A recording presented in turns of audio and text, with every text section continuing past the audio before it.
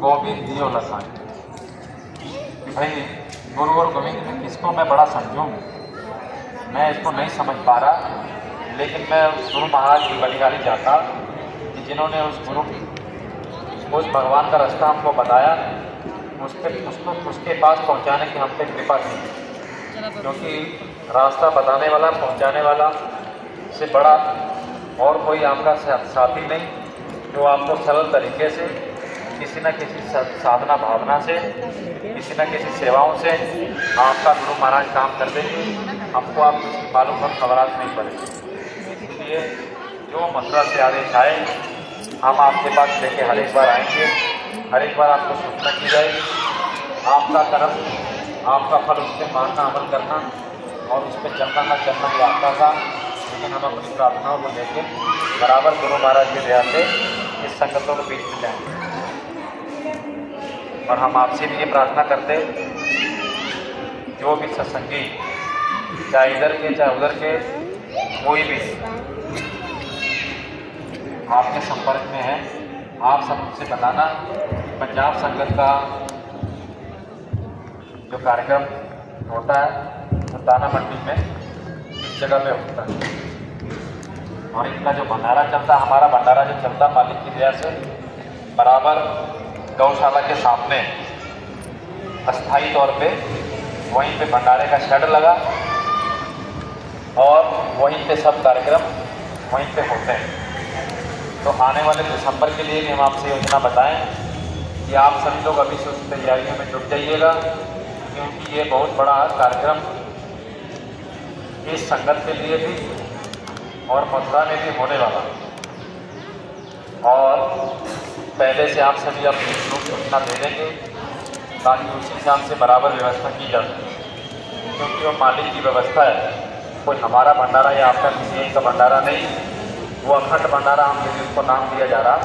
तो आप यदि 2-3 बजे भी उस भंडारे में आएंगे तो भंडारा बराबर आपको चलता हुआ आपके लिए भोजन वहाँ उपलब्ध रहेगा। सत्संग कई बार लेट आ रहे हैं, ये नहीं कि 8 बजे भंडारा 4 बजे बंद हो गया। ये उस मालिक के आदेश से भंडारा चल रहा, उन्हीं की व्यवस्था है। उसमें कभी कमी नहीं पड़ने वाली, ना वो कभी घाटे में जाने वाला। आप इस चीज़ को गांठ बांध लो कि वो भंडारा किसी हाल में मालिक के आदेश के बिना बंद होने वाला नहीं। वो निश्चित तौर पे स्थायी भंडारा, और उसमें पंजाब संगत और बाकी वहाँ के युवा संगत पूरे बड़े स्तर पे भंडारा करती और चलाती, और इस व्यवस्था को बराबर पूरा महाराज जी सपोर्ट कर रहे।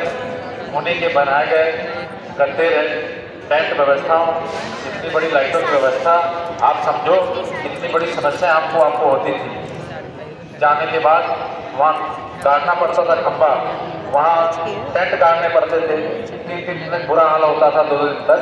लेकिन जाने से पहले ही वहाँ आपके लिए गद्दे और रजाइयों की व्यवस्था मौजूद रहती है, वहाँ आपके लिए लाइटों की व्यवस्था मौजूद रहती है।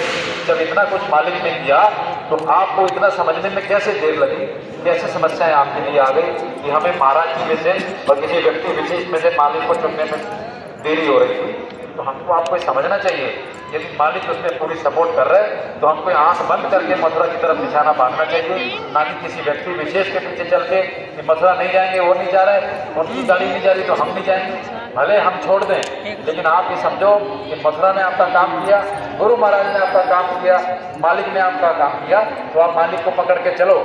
कोई यहाँ पोस्ट नहीं किसी की, कोई यहाँ अध्यक्ष नहीं, क्योंकि हमारा काम केवल नेतृत्व करना, आपको बताना है।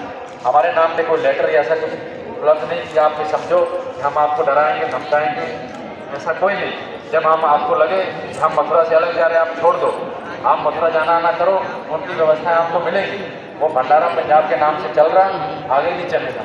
आप सभी समझो, जब मालिक उसको सपोर्ट कर रहे हैं, मालिक ये चाह रहे हैं कि आप लोग अच्छा काम कर रहे हैं, आप लोगों में कोई खोट नहीं, आपने जो आदेश आया उसको माना, कभी किसी चीज़ के लिए कोई झंझट नहीं या कोई लड़ाई नहीं की, तो कैसे वो मालिक आपको आदेश मिलेगा? आपको तो सपोर्ट कर रहा है, लेकिन अब आप ही ना समझ पाओ उसको, तो उसमें मालिक क्या करे?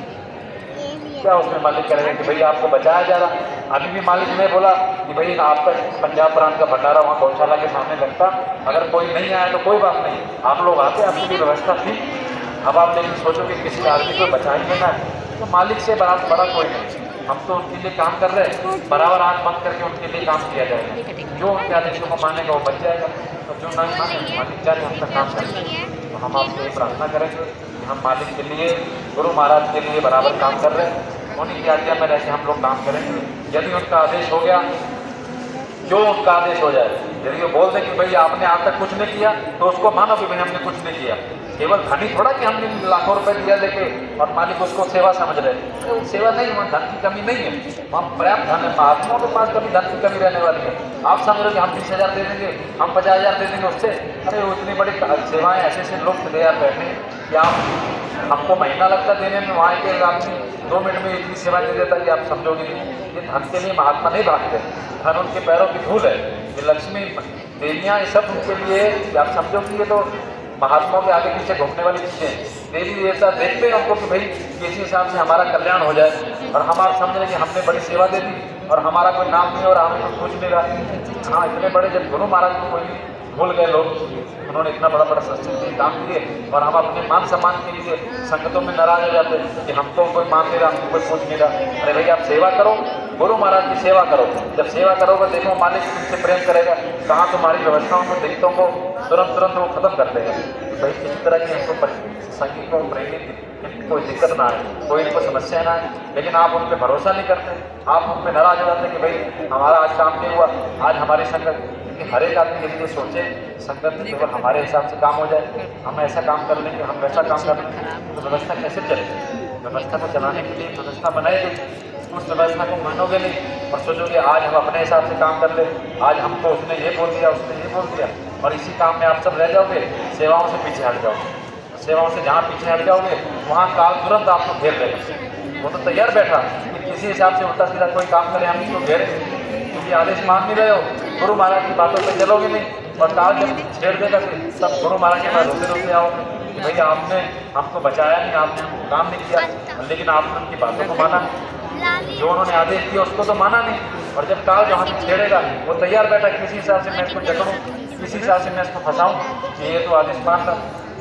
गुरु महाराज ने नाम दिया, आपको बचाना आपका काम है, किसी न किसी तरीके से आपकी रक्षा की जाएगी, लेकिन आप आदेश को मानोगे तब।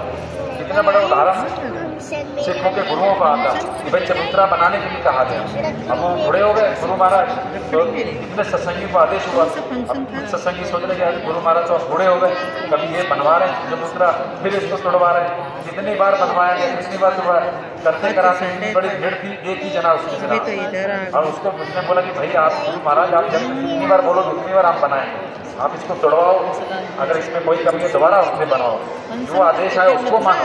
क्या हो रहा है क्या नहीं हो रहा, क्योंकि सतयुग कैसे लाना, ये आपके अंदर क्या योजना है, क्या हमारे आपके अंदर योजना है कि सतयुग कैसे सतयुग है, तो जो आदेश आ रहा है उसको मानेंगे नहीं, सतयुग कैसे लाना है वो पता नहीं, तो ध्यान भाजन हम करेंगे किसी काम।